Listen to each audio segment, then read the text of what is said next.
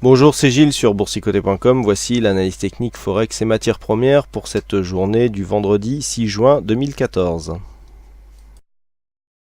Et nous commençons par cette paire de devises euro-dollar, donc un petit peu comme prévu, et donc en absence d'un catalyseur assez puissant pour provoquer une continuité dans le mouvement baissier entamé le mois dernier sur cette paire de devises euro-dollar, et bien c'est un rebond technique qui est en train de se mettre en place, puisque nous avons cassé ici cette zone des 1,3650, je vous avais indiqué que c'était le signal, donc on est venu ici casser cette zone, même si suite à cela, suite au contact ici avec cette bol supérieure, vous voyez on a deux bougies ici hors bol, tout de suite retour ici sur une moyenne médiane, on a ici tout de même un signal haussier qui est en train de se mettre en place. Donc signal haussier par le fait que nous venons casser ici cette zone de point haut, c'était une zone de résistance qui définissait ici le point haut de cette évolution en range. Donc on vient ici tester dans un premier temps, ça c'était lors de la réunion de la Banque Centrale Européenne que nous avons eu ces mouvements. Ensuite on vient casser ici, dans un premier temps donc on valide cette zone comme support, puis cette zone de support casse, mais on revient chercher la zone inférieure. Nous avions une zone ici secondaire à 1,3629, qui plus est renforcée par la moyenne mobile 20 exponentielle, et là nous sommes en train actuellement de tester cette moyenne mobile 20 exponentielle.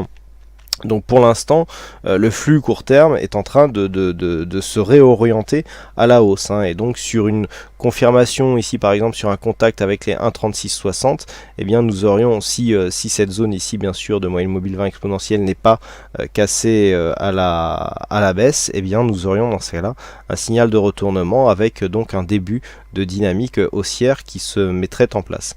Donc pour invalider ce possible scénario, il faudrait revenir ici valider un contact avec cette bande de Bollinger inférieure, voire même casser cette zone des 1,3580 pour invalider ce début de dynamique haussière. Et nous continuons donc avec la paire de devises dollar-yen. Donc on avait bien ici détecté cette cible des 102,70 yens pour 1 dollar.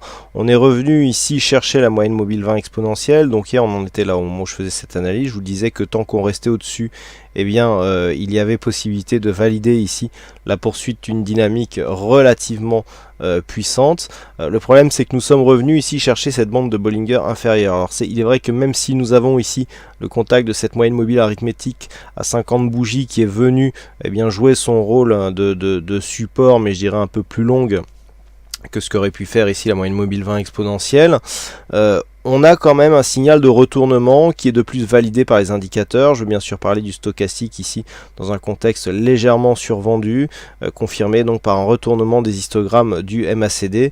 Donc sur cette zone ici avec un mélange entre les contacts de la bolle inférieure et de cette moyenne mobile 50, nous validons un rebond qui est en train de se mettre en place.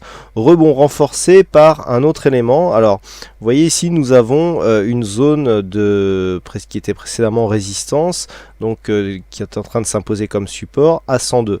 Alors pourquoi 102? Pas juste parce que c'était un chiffre rond, mais précédemment, cette zone correspondait bien ici à des points d'entrée, à des points de contact. Donc par rapport aux tendances, vous voyez, on en a ici, on en a là. Mais ce que l'on peut remarquer donc sur un passé un peu plus proche, c'est que cette zone de support aurait bougé. Vous voyez ici cette zone de point haut, cette zone de point haut. Et puis lorsque l'on regarde ici avec cette zone de point bas, on se dit que effectivement cette zone a bougé. Donc il ne faut pas rester figé lorsque l'on fait de l'analyse technique.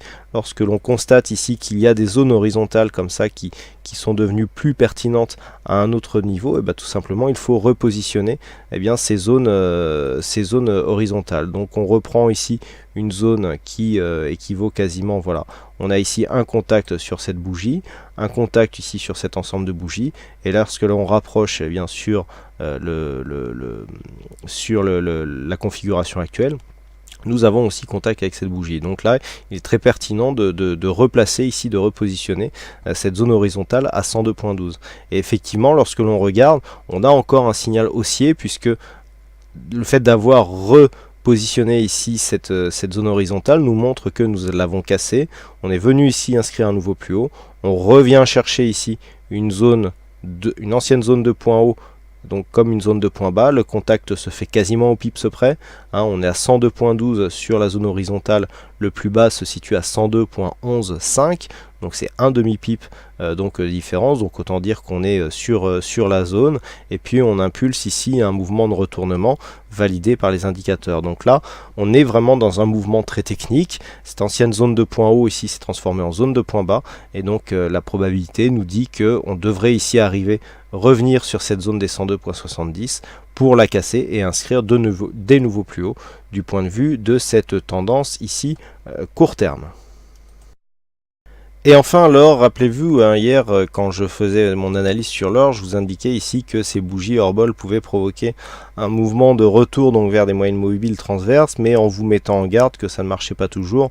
Et je vous avais pris cet exemple ici, hein, que j'avais joué personnellement, où il n'y avait pas eu justement ce retour. Et bien vous voyez que sur la configuration actuelle, eh bien ça a tout à fait marché, hein. On a eu ici une phase d'accélération qui n'a pas été relayée par un nouveau mouvement haussier, donc je vous avais donné un objectif à 1266. On est resté ici sous une zone intermédiaire à 1258 $ l'once, puis les cours sont revenus tester ici la moyenne mobile 20 exponentielle.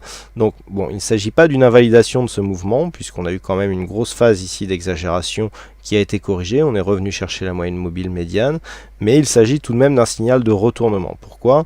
Nous étions précédemment dans une phase de baisse court terme, avec ici ce mouvement qui venait de nombreuses reprises marquer des contacts avec la bande de Bollinger inférieure. Et puis nous avons eu une phase de stabilisation, des premiers contacts ici avec la moyenne mobile 20 exponentielle qui n'ont rien donné, il n'y a pas eu de relais à la baisse, il n'y a pas eu de cassure de précédents points bas.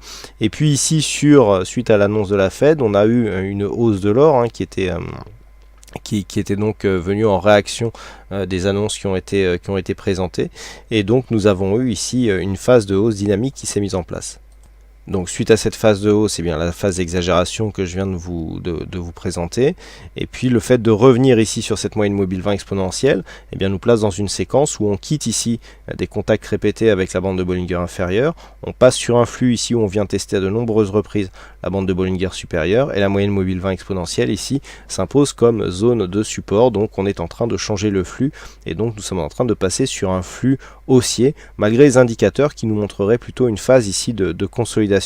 On le voit ici sur le stochastique et sur le MACD, mais aussi sur le RSI qui a une évolution plutôt baissière. Donc cette configuration reste à confirmer. Si on revient par exemple sur la zone des 1240 $ l'once, eh bien il y aura une invalidation donc de cette attaque haussière et réintégration dans une évolution, j'irais plutôt en range. Il faudrait une cassure de cette zone des 1240 ici pour redonner un coup de fouet à ce début de tendance ici qui a été impulsé sur ce mouvement dynamique. Je rappelle que si on prend un petit peu de recul par rapport à cette tendance, on est en train de se placer ici dans une phase baissière avec des reports d'amplitude, hein, par rapport à une précédente séance qui se situe aux alentours des 1233 $ l'once. Donc on voit, hein, que cet objectif est plus que jamais atteignable selon l'évolution des cours actuels. Donc pour l'instant, l'or, s'il manque ici de relais pour venir confirmer cette phase haussière, donc sur une rupture des 1240, on repasserait sur un flux baissier. Par contre, tant que l'on reste ici au-dessus de cette moyenne mobile 20 exponentielle, et si par exemple on revenait ici sur une zone de point haut à 1258 que l'on casserait, et que l'on venait ici taper sur les 1265, là on serait en train d'installer, eh bien, un début de tendance haussière. Voilà donc ce que nous pouvons dire sur ces analyses techniques Forex et matières premières. Il ne me reste plus qu'à vous souhaiter à toutes et à tous une bonne soirée, bonne chance dans vos prochains trades, et on se retrouve donc dès la semaine prochaine pour d'autres analyses techniques en vidéo. Bon week-end à tous.